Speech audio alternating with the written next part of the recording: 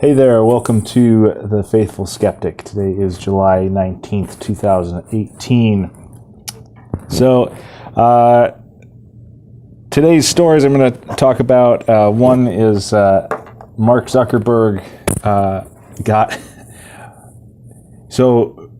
he got heat for standing up for free speech, sort of.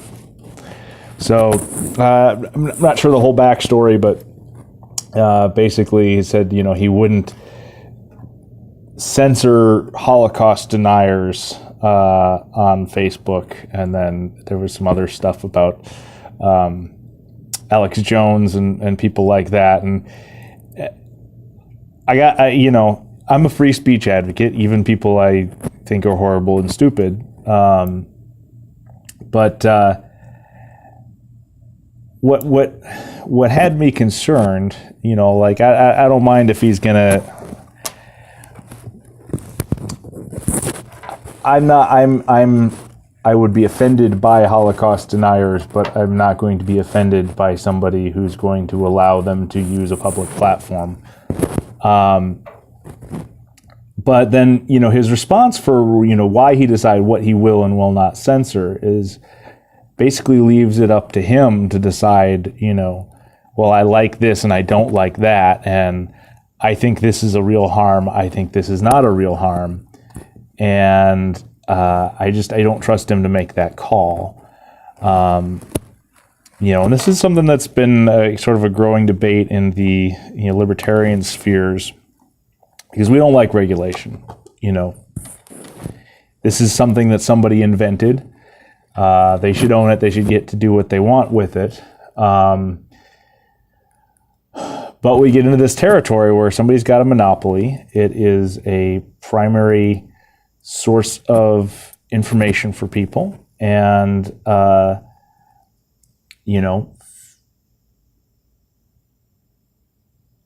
he's got the ability to decide what people see. He has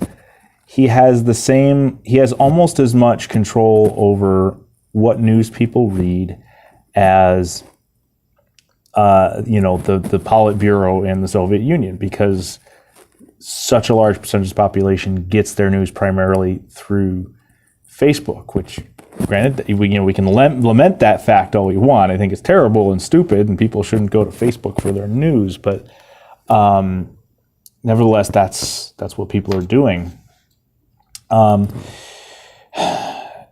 So, I go back and forth. There's the theory that we should basically call it a public utility and apply anti-discrimination rules and such. There's the theory that, hey, it's not any worse than what the big networks were in the 80s and 90s, but that wasn't a good situation either, where you had a small group of people who all knew each other and all communicated, deciding what was and was not news. That puts those people in a very dangerous position of power. So I don't know. I'd love to live in a world where there was a competitor to Facebook.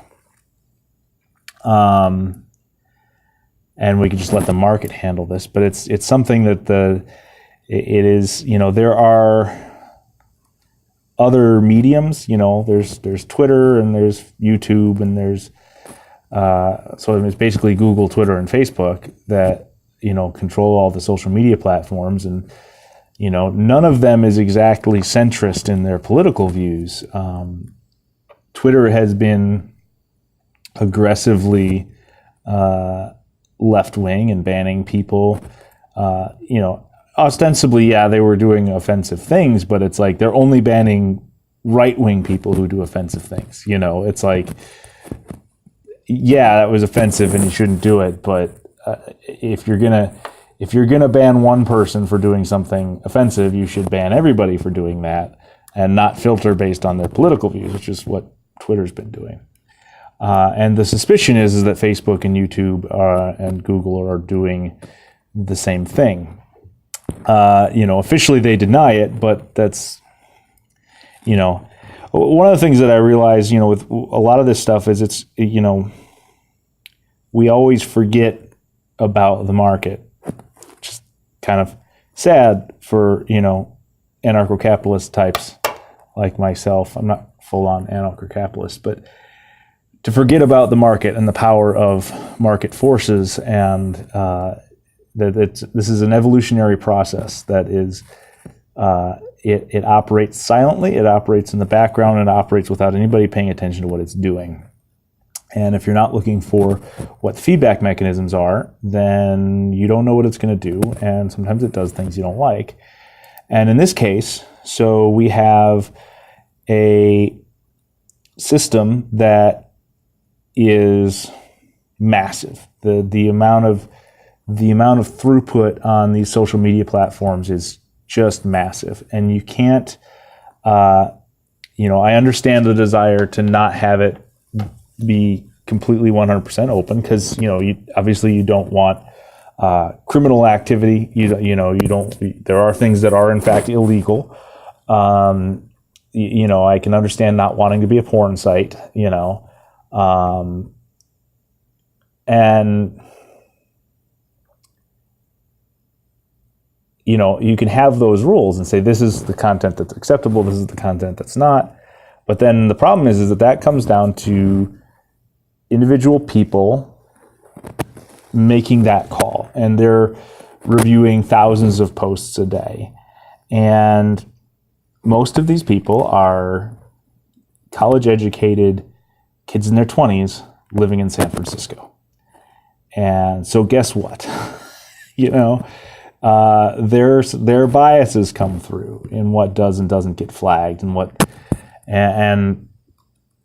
their idea of what the algorithm should do is very much biased based on their inexperience in the world, because they're mostly young people, their affinity for crackpot political theories, being college educated, and living in San Francisco also makes that even worse. And again, being college educated and living in San Francisco, they're largely insulated from the consequences of those crackpot ideas, and so they get away with it longer, and it rolls around in their brain longer, and they start to actually believe that that's the way the world works, and so they interpret what they're charged with filtering through that lens, and what you get out the other end isn't good. So what should we do? So my hope would be that somebody, maybe Google, maybe Facebook, figures out an idea, something like this. Either A, make sure that your reviewers represent an accurate cross-section of the public in their biases. That's going to be kind of hard to do, and might violate certain other, fair hiring practices rules out there somewhere, which, I'm not a fan of that kind of thing, but, so that might not be workable. I think, honestly, the only way that they can do it, I think that the big problem is that they've got this one block community standards thing that is horrendously ambiguous, and then still left up to individual people to enforce it. And that doesn't go cleanly. So my thought would be, if anybody out there and one of these companies is listening, they're probably the only one listening, is rather than delete content, you flag it, and then the users can decide what flags they want suppressed on their feed and what flags they don't want suppressed on their feed. And advertisers can decide what flags they want their advertisements associated and what flags they don't want their advertising associated with. So, things about, because, there's been issues about gun channels on YouTube, that they created some new rules that don't make sense, and they don't apply them equally, and everybody, and it would have made more sense to just be like, hey, we're going to put a flag that says this is firearms related content. Do you want to see it or not? Do you want to advertise on it or not? And just leave it at that, and let people decide. And the only way you get in trouble is for trying to trick the algorithm, or putting false flags on it. So I don't know if anybody's listening. That's the way I would do it. So the second story today. So Congress is trying to have a hearing with the governor of the Virgin Islands because of a misunderstanding of an executive order from several years ago. And this is a case of my friends on the right jumping the gun and not reading the whole story.